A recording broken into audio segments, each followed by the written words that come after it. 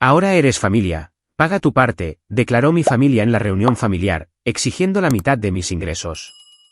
Es lo justo, asintieron.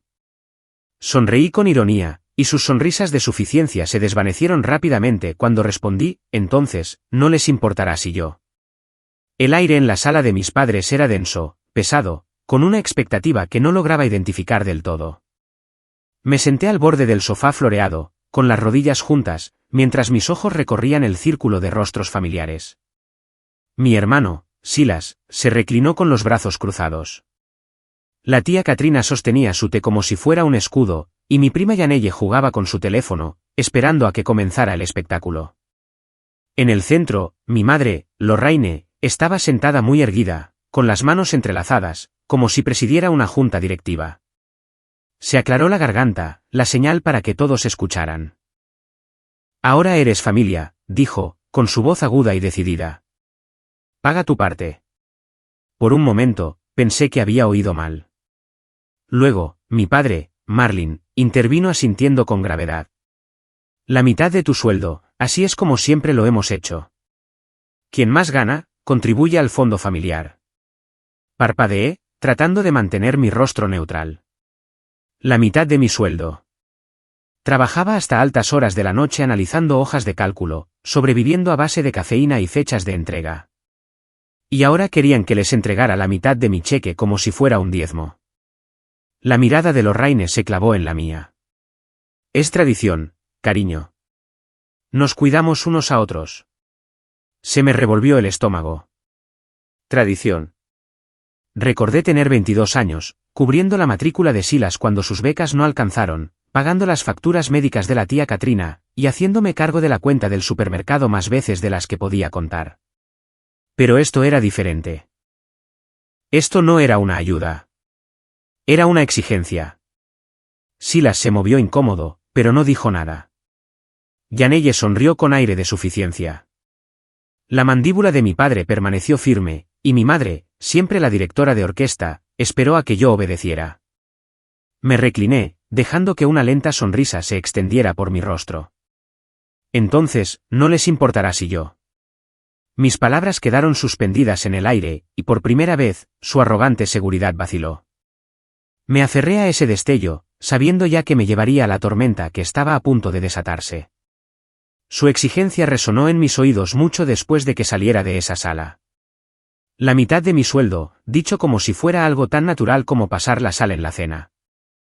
Conduje a casa con la mandíbula apretada, y en algún punto entre los semáforos y el silencio de mi apartamento, los recuerdos comenzaron a aflorar. Tenía 20 años cuando asumí por primera vez el papel que nadie nombraba, pero del que todos dependían. Hacía malabares entre las clases y un trabajo de medio tiempo en la biblioteca del campus, y luego pasé a turnos completos en entrada de datos para cubrir mi matrícula. Cuando la beca de Silas no fue suficiente, extendí el cheque sin dudarlo. Eres la responsable, habían dicho mis padres con orgullo, sus voces cálidas, como si me hubieran dado un premio. Más tarde, cuando el seguro de salud de la tía Katrina le negó un tratamiento crucial, fueron mis ahorros los que cubrieron la diferencia. Me llamó su ángel, pero noté lo rápido que la gratitud se convirtió en expectativa. La siguiente vez que llegó una factura, no preguntó si podía ayudar. Preguntó cuánto podía dar. Incluso Yanelle se había beneficiado. Cuando su coche se averió en la universidad, firmé como aval para el préstamo de uno nuevo. Prometió mantenerse al día con los pagos, pero en menos de 6 meses, la carga recayó sobre mis hombros. Cada vez que intervenía, me decía a mí misma que era algo temporal, que algún día la balanza se equilibraría. Pero nunca lo hizo. Cuanto más daba, más me convertían en la confiable, la columna vertebral, la billetera. Confundí sus elogios con amor, cuando en realidad me estaban preparando. Me querían estable, para que ellos pudieran seguir siendo inestables. Sentada en mi escritorio ahora, mirando el brillo de otra hoja de cálculo, la verdad dolía más que cualquier exigencia en una reunión familiar. Habían estado construyendo este momento durante años, ladrillo a ladrillo, hasta que pedir la mitad de mi sueldo pareció la conclusión natural. Y, por primera vez, vi exactamente hasta dónde estaban dispuestos a llegar. Cuando volví a entrar en casa de mis padres la semana siguiente, los mismos rostros estaban reunidos como si nada se hubiera resuelto. Lorraine estaba sentada en su silla, con los dedos entrelazados, como si presidiera un ritual sagrado. Marlin se aclaró la garganta, y su voz profunda llenó la habitación. Todos dan según su capacidad. Así es como siempre ha funcionado esta familia. Las palabras cayeron con peso, pero noté que nadie más parecía particularmente agobiado. Silas se movió en su asiento, evitando mi mirada. No gano lo suficiente, murmuró, una frase ensayada que había oído demasiadas veces. La tía Katrina, cuyas facturas había pagado una vez, bajó la vista hacia la alfombra, como si de repente el patrón la fascinara. No habló, pero el silencio era su propia respuesta. Entonces Yanelle se inclinó hacia adelante, con una sonrisa afilada y despreocupada. Vamos. Hará gana suficiente para todos nosotros. La risa que siguió no fue fuerte, pero fue cruel. Me dijo que ya habían decidido que yo era la solución, no un miembro con un problema. Me crucé de brazos, forzando mi voz para que sonara firme. Entonces, todos ustedes también contribuyen con la mitad, ¿verdad? El silencio que siguió fue más frío que el aire de invierno. Silas se rascó la nuca. Katrina tosió. Marlin se puso rígido, apretando la mandíbula. Lorraine no se inmutó, sus ojos taladrándome, como si me desafiara a seguir presionando. Esa fue mi respuesta. No estaban unidos en el sacrificio. Estaban unidos en la expectativa. Mi sacrificio, para su beneficio. El fondo familiar no era una tradición. Era una red cuidadosamente tejida, diseñada para atraparme a mí y a nadie más. Dejé que la pausa se alargara, conteniendo a duras penas mi sonrisa irónica. Su unidad era solo una máscara, y yo acababa de tirar de la costura. Pero se había rasgado un pequeño agujero. Sabía que debía estar preparada para lo que se derramaría a través de él. Me incliné hacia adelante, con los codos en las rodillas, y dejé que las palabras salieran como si fueran casuales. Si la mitad de mi sueldo pertenece a la familia, entonces tal vez simplemente deje mi trabajo. Sin sueldo, no hay problema. La reacción fue instantánea. La conmoción recorrió la habitación como una ráfaga de viento frío. La taza de té de la tía Katrina tintineó en su plato. Yanelle parpadeó, su sonrisa burlona vacilando. Incluso la postura firme de Marlin se quebró, sus hombros hundiéndose como si los cimientos hubieran sido sacudidos. Pero fue Lorraine quien estalló primero. Su voz cortó el silencio. No te atreverías. La miré a los ojos. ¿No lo haría? Si el dinero no es mío, ¿por qué molestarme en trabajar hasta el agotamiento para la comodidad de los demás? Sus labios se apretaron, pero no esperé su respuesta. Me levanté, me alisé el abrigo y caminé hacia la puerta. Mis tacones resonaban contra la madera, cada paso más fuerte que el anterior. Nadie me detuvo, aunque sentí sus ojos quemándome la espalda. El aire nocturno me golpeó al salir al porche, fresco y cortante contra mis mejillas sonrojadas. Por un momento, pensé que había escapado sola, hasta que unos pasos me siguieron. Ara, llamó Silas en voz baja. Me di la vuelta y lo vi de pie en el umbral, con las manos metidas en los bolsillos. Parecía más pequeño de lo que recordaba, como si el hermano menor y seguro de sí mismo en el que una vez creí se hubiera encogido bajo años de excusas. Lo siento, dijo, con la voz entrecortada. No quería que llegara tan lejos. Mamá, papá, ellos solo. Ellos solo qué, lo interrumpí. Decidieron que mi trabajo duro era su herencia. Hizo una mueca de dolor, pero no discutió. Su disculpa quedó suspendida entre nosotros, frágil, incierta. Por primera vez, me pregunté si alguno de ellos finalmente vería la maquinaria por lo que era, un sistema construido sobre mi espalda, que funcionaba solo porque yo lo permitía. No le respondí. En cambio, bajé los escalones y me adentré en la noche, dejándolo de pie en el umbral, con palabras que no podía retirar. Mientras me alejaba en el coche, viendo el resplandor de la casa encogerse en mi espejo retrovisor, mi teléfono se iluminó con el primero de muchos mensajes que seguirían. A la mañana siguiente, mi teléfono se había convertido en un arma en mi contra. El primer mensaje de texto llegó antes del amanecer. Nosotros te criamos. Lo menos que puedes hacer es devolver el favor. Silencié la pantalla e intenté concentrarme en mi café, pero otro zumbido le siguió. Y luego otro. Para el mediodía, tenía 12 llamadas perdidas y una serie de mensajes de voz, cada uno más desesperado que el anterior. La voz de Lorraine los dominaba a todos, aguda y autoritaria. No avergüences a esta familia. Te arrepentirás si sigues actuando de forma egoísta. El tono de mi padre era más sereno, pero cortaba igual. No lo olvides, podemos dejarte fuera si te marchas. Incluso Yanelle se unió con un mensaje burlón. Espero que ese gran sueldo te mantenga caliente cuando no te quede familia. Empecé a guardarlo todo, capturas de pantalla de los textos, grabaciones de los mensajes de voz, incluso los correos electrónicos que contenían amenazas apenas veladas. Etiqueté cada uno, lo archivé y lo guardé en una carpeta en mi ordenador. Una parte de mí odiaba la fría eficiencia de todo aquello, pero otra sabía que era el único escudo que tenía.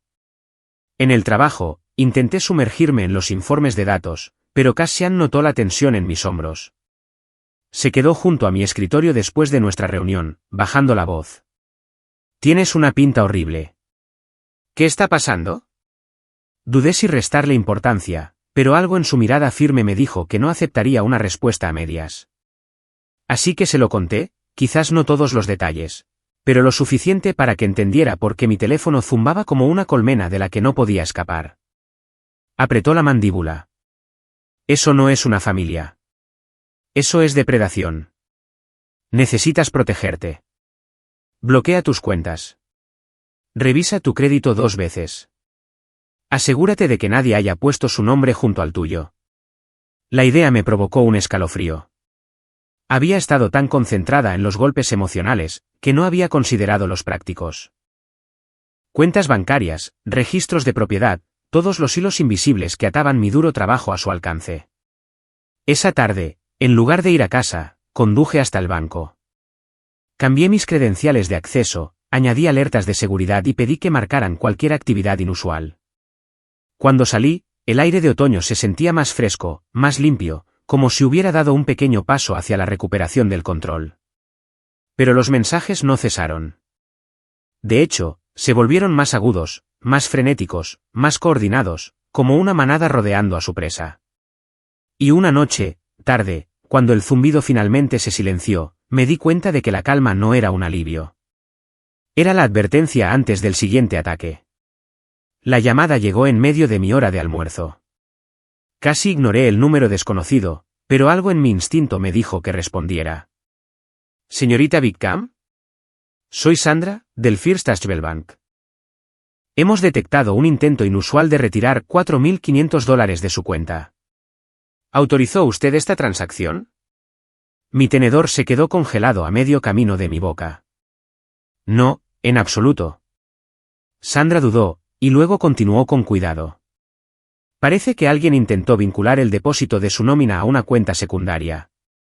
La solicitud fue denegada, pero el intento se hizo usando su número de seguro social. Las palabras fueron como un jarro de agua fría. Solo un puñado de personas había visto mi número de seguro social, y mi padre era una de ellas. Para cuando colgué, mi pulso estaba acelerado. Abrí mi aplicación bancaria, revisando los detalles hasta que vi el nombre de la cuenta vinculada a la solicitud fallida, Fondo Familiar Vitam. Mis manos temblaban tanto que casi se me cae el teléfono. Ni siquiera se habían molestado en ocultarlo. Esa noche, me senté en la mesa de mi cocina rodeada de papeles, extractos bancarios, formularios de impuestos, recibos de sueldo, cada documento que demostraba que mi vida era mía y solo mía. La indignación me recorría, caliente y cegadora. Pero debajo de ella había algo más frío, más claro. Esto ya no era solo manipulación. Esto era fraude. Presenté una alerta de fraude en el banco, bloqueé mi crédito y exigí todas las medidas de seguridad que pudieran ofrecerme. Luego, busqué el número de Cassian y le pedí que me recomendara un abogado. A la mañana siguiente, estaba sentada frente a una mujer de ojos agudos y un tono aún más agudo. Lo que hicieron es un delito, dijo secamente después de escanear mis notas. Intentar desviar tu sueldo sin permiso. Eso es robo de identidad. Y si tienes pruebas de que fue tu padre, es aún más sólido. Asentí, con la garganta apretada. Pruebas. La palabra golpeó fuerte, porque las pruebas significaban que no habría más ilusiones. No más fingir que esto era solo presión familiar. Significaba que tenía que decidir si tratar a mi familia como seres queridos o como criminales. Y al salir de su oficina, agarrando una carpeta con formularios y términos legales, supe que la elección ya estaba hecha. Conduje hasta la casa de mis padres con la carpeta en el asiento del copiloto, mis dedos apretando el volante. Cada kilómetro se sentía más pesado.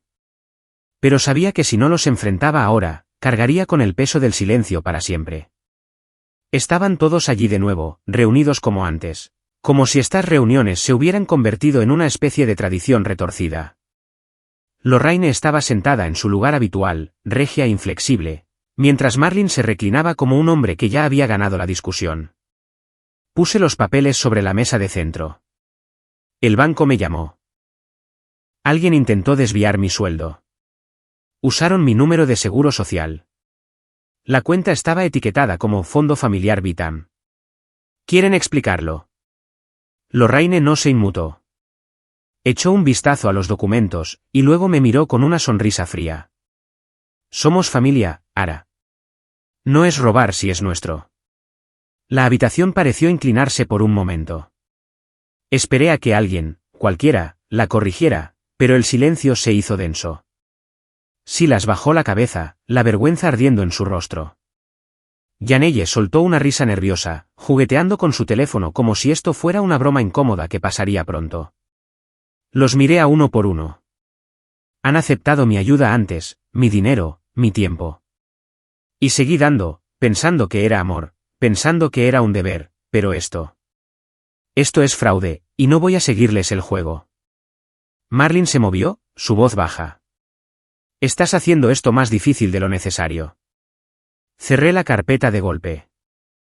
No, ustedes lo hicieron más difícil en el momento en que decidieron que yo era la proveedora en lugar de la hija. Ese papel se ha terminado. No les debo la mitad de mi sueldo, ni ninguna parte de mi vida. La ilusión se rompió en ese momento, la cuidadosa máscara que habían llevado durante años se desmoronó. La sonrisa de Lorraine se tensó, frágil como el cristal. Me levanté y caminé hacia la puerta, y ni una sola persona se movió para detenerme. Afuera, el aire frío se sentía más cortante que antes, y supe que era solo cuestión de tiempo antes de que contraatacaran de una manera diferente. Pasaron 3 días en una calma inquieta antes de que llegara el sobre. Lo deslizaron por debajo de la puerta de mi apartamento, papel grueso en el interior, mi nombre escrito a máquina en el frente.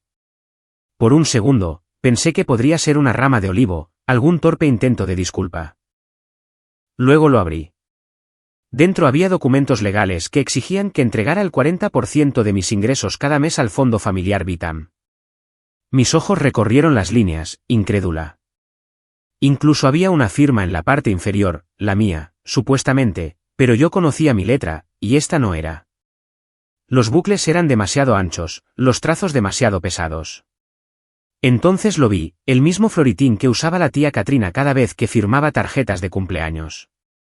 Ni siquiera se había molestado en disimularlo. Me reí, pero no era de humor. Era incredulidad, lo suficientemente afilada como para cortar. Habían falsificado mi consentimiento, lo habían disfrazado con jerga legal y me lo habían arrojado como si yo fuera demasiado ingenua para cuestionarlo. Escaneé los documentos, los adjunté a un correo electrónico y se lo envié todo a mi abogada. Su respuesta llegó en menos de 1 hora. Esto no solo es falso, es un delito. Tráelos, y nos encargaremos desde aquí. Así que lo hice. Sentada en su oficina, puse las páginas sobre su escritorio, y ella negó con la cabeza con una sonrisa irónica. Te han entregado su culpabilidad por escrito. Esto es falsificación de libro de texto. Y si usaron tu información personal para redactarlo, es robo de identidad. Al atardecer, estaba en la comisaría de policía presentando una denuncia que nunca pensé que presentaría contra mi propia sangre. El bolígrafo del oficial rasgaba el formulario mientras mi voz se mantenía firme, relatando cada detalle. Cuando volví a salir al aire nocturno, el peso en mi pecho se sentía diferente. No más ligero, no más pesado, sino más agudo. El tipo de peso que hacía imposible seguir fingiendo. Y mientras caminaba hacia mi coche, supe que el silencio de la familia no duraría mucho más. No tardó en correrse la voz. Al final de la semana, Lorraine y Marlin habían sido interrogados por la policía. La fortaleza de la familia, la que habían construido sobre el miedo y el control, de repente tenía grietas visibles para todos. La siguiente vez que los vi, el ambiente era diferente. La confianza había desaparecido, reemplazada por el pánico. Janelle, que una vez se burló de mí, ahora dirigía su lengua afilada hacia la tía Katrina. Yo nunca me apunté a esto, espetó, agitando una copia de los papeles falsificados. ¿Te das cuenta de en qué nos has metido, Katrina? Katrina se sonrojó, balbuceando excusas. Lorraine trató de acallarla, pero el daño ya estaba hecho. La unidad de la que se enorgullecían se estaba desmoronando frente a mí. Silas estaba sentado a un lado, su habitual sonrisa burlona ausente. Cuando salí a tomar aire, él me siguió, su voz baja. Les dije que esto iría demasiado lejos. Les dije que no te dejarías pisotear. Sus ojos estaban cansados, su tono despojado de bravuconería. Por un momento, vi al hermano en el que una vez había creído, el que solía pensar que estaría a mi lado. Pero la verdad era más dura. Él no los había detenido. No hasta que las consecuencias llamaron a la puerta. Viéndolos a todos desmoronarse, la ira de Janelle, la vergüenza de Katrina, la negación de Lorraine, el silencio de Marlin, me di cuenta de que su supuesta unidad nunca había sido sobre el amor. Solo había sido sobre el control. Una vez que el control se les escapó de las manos, no quedó nada que los uniera. El colapso fue ruidoso y desordenado, pero también fue una advertencia. Si estaban dispuestos a volverse unos contra otros, sabía que pronto volverían toda esa furia contra mí. Las audiencias avanzaron más rápido de lo que esperaba. En pocas semanas, Marlin y Katrina fueron multados por falsificación y fraude. El orgullo de Lorraine, su reputación como la digna matriarca de los círculos más selectos de Ashbury, se desmoronó en el momento en que los vecinos se enteraron de la verdad. La mujer que una vez dominaba cada habitación, ahora evitaba incluso el supermercado, su nombre pronunciado en susurros. No celebré su caída. No lo necesité. La justicia, a su manera silenciosa, habló más fuerte de lo que yo jamás podría haberlo hecho. En cambio, me concentré en construir algo propio. Firmé el contrato de arrendamiento de un pequeño apartamento cerca del distrito de las Artes del Río, con la luz del sol entrando a raudales por amplias ventanas que daban a murales y cafeterías. No era grande, pero era mío, pagado con mi trabajo, mis decisiones, mi libertad. Cassian me ayudó con la mudanza, apilando cajas con su firme paciencia, soltando pequeñas bromas cuando el silencio se hacía pesado. Mis amigos del trabajo llenaron la nevera y dejaron notas en la encimera. Incluso Silas apareció un fin de semana, de pie torpemente en la puerta, antes de preguntar si necesitaba que montara unas estanterías. No era perdón, todavía no. Pero era un comienzo. Las noches ahora eran tranquilas. Cocinaba para mí, encendía velas en el alféizar de la ventana y aprendí cómo el silencio podía sentirse como paz en lugar de castigo. Pensaba a menudo en las reuniones familiares, las exigencias, la forma en que habían intentado convertir el amor en un contrato. Y luego pensaba en las personas que me apoyaron sin pedir un céntimo, que respetaron mi no y celebraron mi sí. La sangre puede unir, me di cuenta, pero no define. El respeto sí lo hace. Los límites también. Al final, la familia son las personas que comparten tu apellido, o aquellas que te honran.